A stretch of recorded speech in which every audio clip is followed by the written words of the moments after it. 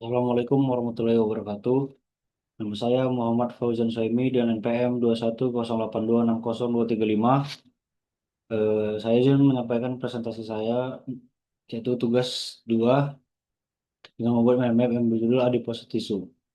Yang pertama, saya izin kepada dokter yang menjelaskan yaitu yang pertama ada definisi dan karakteristik pada umum pada adipositas tisu. Ini adalah jaringan ikat khusus sampai sel dominan yaitu adiposit. Lalu fungsi utamanya adalah menyimpan energi, regulasi metabolisme, dan juga produksi hormon.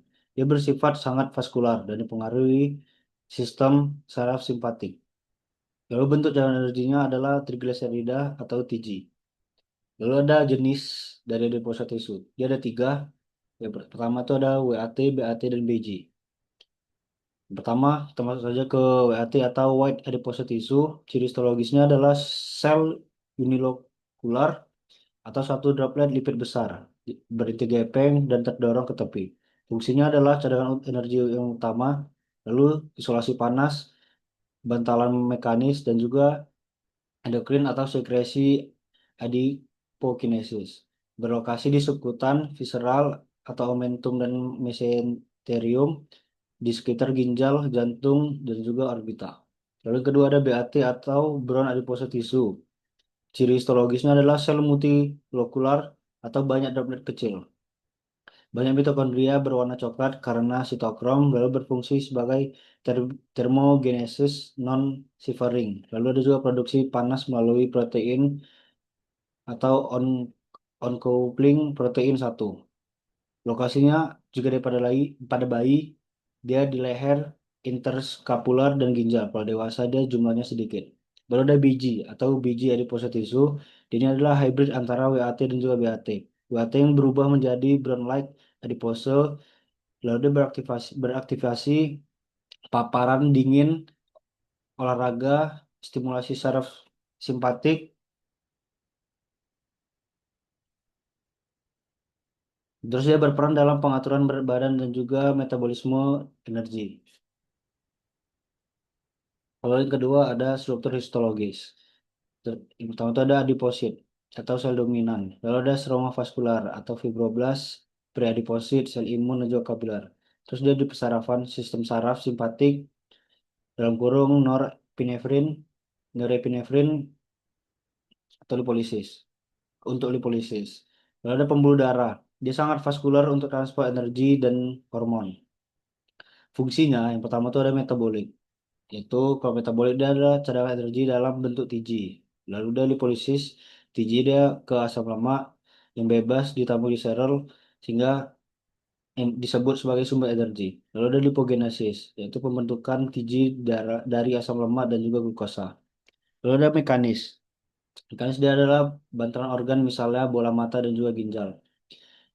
Dia menyerap guncangan.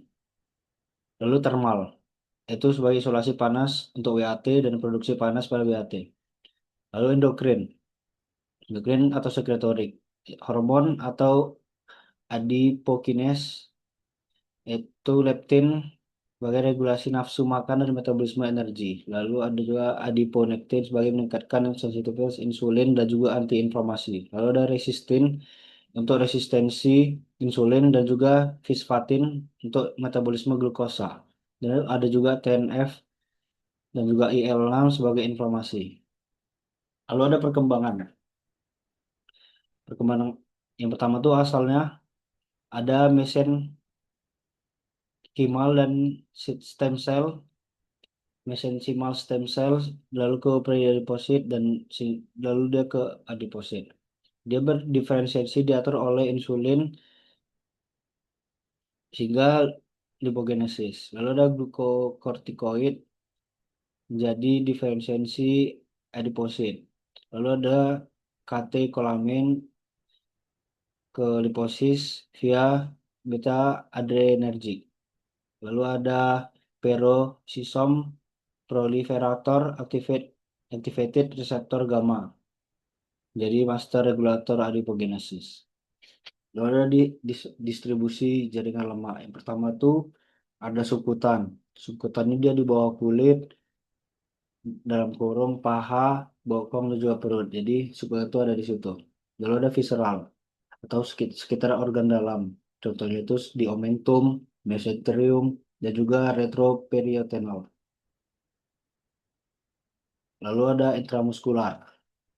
Jadi dia di sela serabut otot. Lalu ada juga periorbital, perikardial, dan juga perirenal. Dia itu bantalan mekanisnya.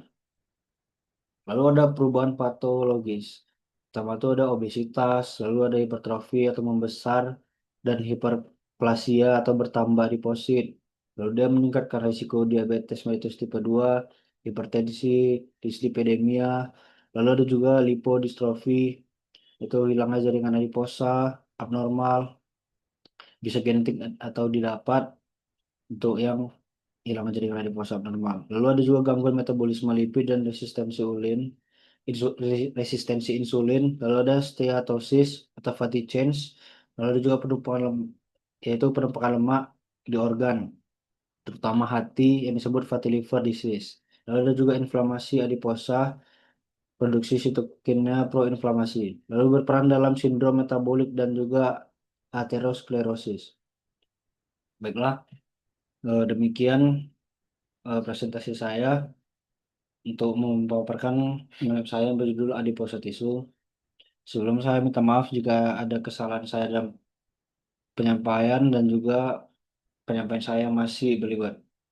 Kemudian saya mencantumkan 3 referensi sebagai acuan saya membuat main web ini, yaitu yang berisi dari definisi, jenis, struktur histologis, fungsi, perkembangan, distribusi, dan juga perubahan patologis dari adiposa tisu. Ada 3 referensi yang saya pakai, yaitu Sakris dan kawan-kawan, lalu Maniadat dan kawan-kawan, dan juga Sungmin dan kawan-kawan. Baiklah, demikian referensi yang bisa saya sampaikan. Saya mohon maaf jika ada perkataan saya yang kurang mengenakan dalam penyampaian saya. Berikut saja izin dokter yang bisa saya sampaikan. Saya mohon maaf jika ada kata-kata yang salah. Assalamualaikum warahmatullahi wabarakatuh.